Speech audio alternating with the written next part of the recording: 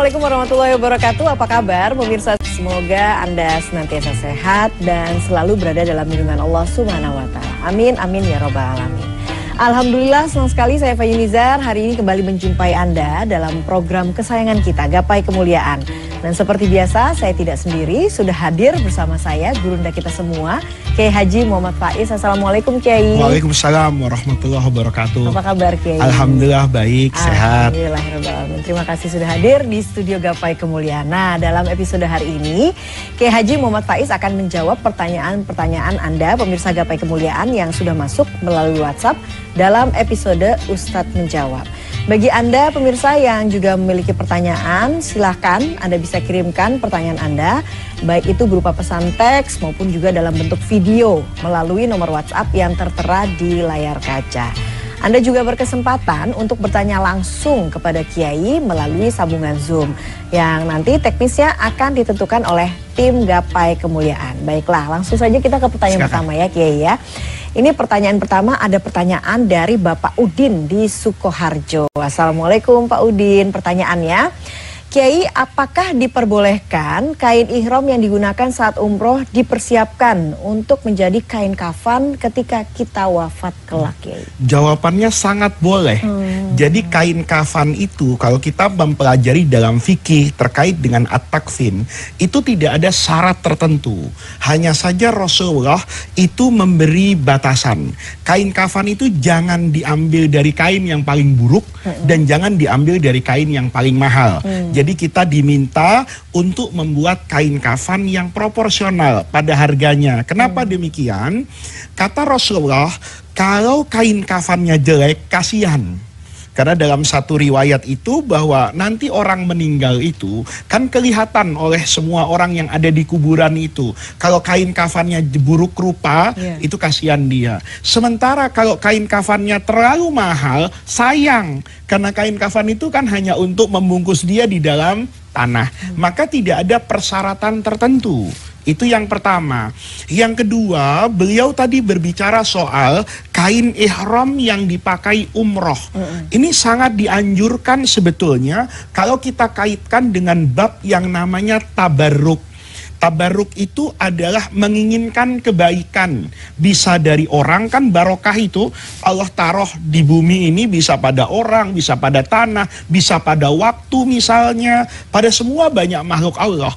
Maka ketika kita nanti misalnya dikafani dengan kain ihram pertama itu memenuhi syarat menutup aurat dari seluruh jenazah tersebut, boleh-boleh saja. Dengan harapan, ya Allah nanti di liang kubur, kain ihram ini menjadi saksi buat saya bahwa saya itu tunduk dan patuh kepadamu. Kau perintahkan saya melepas baju saya lepas. Kau perintahkan saya memutari Ka'bah, bangunan batu itu saya lakukan. Ketika engkau meminta saya mencium Hajar Aswad, jawaban saya cuma satu, labbaik Allahumma labbaik. Saya akan menjawab apapun panggilanmu. Kau panggil saya ke negeri yang jauh, saya menabung sekian lama untuk bisa melihat rumahmu yang menjadi simbol ukuran ketaatan saya di sana, saya lakukan. Maka saya dibungkus dengan kain ini, mudah-mudahan kain ini menjadi saksi atas kebaikan yang pernah saya lakukan ketika melakukan umroh. Tidak apa-apa. Oke, jadi artinya kalau kita menggunakan kain-kain yang kita gunakan pada saat kita beribadah yang baik itu, nanti justru kain-kain itu nanti akan jadi dalilnya Mbak Eva, ini dulu anak perempuan Rasulullah yang bernama Sayyidah Zainab, ini wafat. Setelah kemudian dimandikan, dirapikan semuanya dan dikafani, Rasulullah itu menyerahkan kainnya, izarnya. Apa kata Rasulullah? Kain ini jadikan oleh kalian sebagai syiar. Syiar itu adalah lapisan yang paling atas, yang paling terlihat. Maka Sayyidah Zainab itu masuk ke liang kubur, itu membawa kainnya Rasulullah. Nah, beliau berharap nanti di kuburan nggak ada binatang melata yang berani. Kenapa? Ada kainnya Rasulullah. Maka kain bekas Rasulullah itu jadi rebutan Mbak Eva. Banyak sahabat Rasulullah yang berharap nanti di kubur itu ada bagian dari Rasulullah yang menempel pada diri mereka. Masya Allah. Baiklah, kita ke pertanyaan selanjutnya ya Kiai ya. Pertanyaannya ini dari pemirsa Gapai Kemuliaan. Pertanyaannya adalah, Pak Ustadz, saya berusia 75 tahun dengan kondisi sedang sakit dan harus berbaring di tempat tidur. Setiap hari saya memakai kateter urin dan pispot. Apakah dengan kondisi seperti itu ibadah sholat saya tetap sah? Juga apakah saya diperbolehkan membaca Al-Quran melalui HP dan juga berzikir? Ini saya berharap beliau cepat sehat. Dan pertanyaan ini para pemirsa menunjukkan keimanan dan keislaman beliau. Kita jangankan sakit, sehat saja sudah tidak sholat. Ini beliau ketika sakit, yang difikirkan itu adalah keabsahan sholatnya. Mudah-mudahan dengan pertanyaan ini menjadi wasilah kesembuhan beliau di rumah sakit. Kalau pertanyaannya sah atau tidak, maka pertanyaan ini hanya bisa dijawab ketika saya mengetahui betul kondisinya. Yang pertama begini Mbak Eva, beliau menggunakan kateter itu dalam jangka panjang atau dalam jangka pendek. Karena ada orang di rumah sakit, itu yang dipasangi kateter oleh dokter itu hanya 2 hari. Tapi ada pasien yang bahkan sampai pulang ke rumah itu tetap menggunakan kateter untuk pipisnya. Ada orang yang menggunakan pispot itu hanya pada 1-2 kali tindakan. Tetapi ada orang yang harus menggunakan pispot pada jangka waktu yang panjang. Maka saya akan memulai dari persoalan yang paling rumit kalau ini digunakan dalam waktu yang sangat panjang. Yang pertama, kalau menggunakan pispot dan masih memungkinkan untuk disucikan, misalnya dia menggunakan perlak atau menggunakan misalnya tempat wadah tertentu yang bekas pipisnya atau najisnya itu bisa disucikan dan tidak mengganggu proses pengobatan beliau, maka itu harus dilakukan. Itu kalau pispot. Kalau kateter ini kan tidak ada najisnya sebenarnya keluarnya, karena dia sudah diikat dengan rapi kan. Hanya saja orang ini tidak memiliki kontrol pipis kan. Dia tidak merasa tuh sudah pipis atau belum. Dia taunya hanya dari kantongnya. Oleh karena itu Bapak, kalau Bapak memakai kateter dalam rentang waktu yang cukup panjang, maka yang pertama kali Bapak tetap punya kewajiban untuk berwudu.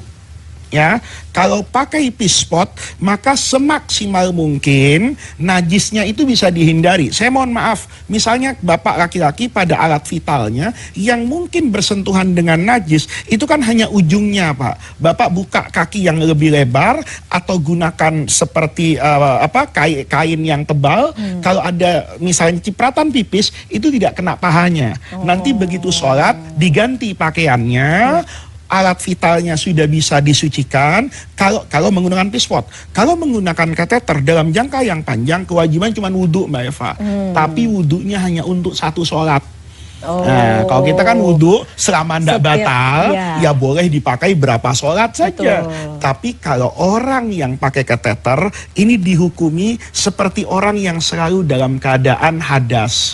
Itu di dalam seperti perempuan istihadah misalnya. Nah, itu dia berwudhu setiap sholat. Nah, kalau memungkinkan Bapak, saat Bapak sholat, kantong kemih yang di bawah tuh yang isinya pipis, itu dikosongkan. Kan bisa Mbak Eva minta tolong cucunya, ini Bapak, atau kakeknya, suster, saya mau sholat. Karena itu kan nempel sama dia. Seakan-akan dia sholat kan bawa najis tuh Mbak Eva. Tapi kalau kantong itu bisa dilepas dulu, dibuang pipisnya di kamar mandi, kemudian diganti yang bersih, maka itu sudah merupakan usaha maksimal. Dan agama mengatakan fattaqullaha mastata'tum. Kalau kamu bertakwa kepada Allah, itu semaksimal yang kamu bisa. Ini adalah fikih yang paling ringan. Yang paling berat mengatakan sholat dia nggak sah, tapi dia tetap wajib sholat lihurmatil waqti. Ada yang pendapat kayak gitu. Jadi nanti setelah sembuh baru itu harus dikodok. Sholat-sholatnya. Yang pertama tadi mengatakan tidak wajib dikodok, tapi ada catatannya, maaf saya lupa. Itu kalau ada dalam rentang waktu yang panjang.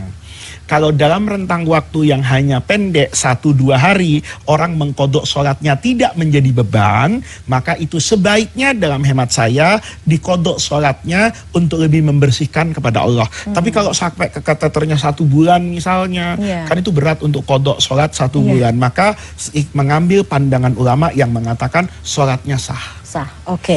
Nah, pertanyaan selanjutnya yang diperbolehkan atau tidak membaca Al-Quran melalui HP Oh dan juga berzikir, iya, kalau membaca Al-Quran melalui HP, itu saya mengambil pandangan guru saya bahwa handphone itu bukan mushaf, maka tidak disyaratkan itu adanya wudhu. Nah, sementara bapak ini kan bukan najis, hadas namanya, karena dia pipis, wudhunya batal misalnya, maka tidak disyaratkan tentunya untuk berwudhu dalam kondisi memegang handphone yang dari alat-alat elektronik. Yang tidak boleh bapak memegang mushafnya kalau tidak berwudhu. Tapi kalau sudah berwudhu tadi boleh. Kalau berzikir boleh. Berzikir boleh, karena berzikir tidak mensyaratkan adanya toharoh kesucian. Baiklah. Kita akan lanjutkan Kiai, tapi kita akan break dulu. Kita akan lanjutkan saat lagi. Jangan mana-mana, Gapai Kemuliaan akan kembali sesaat lagi.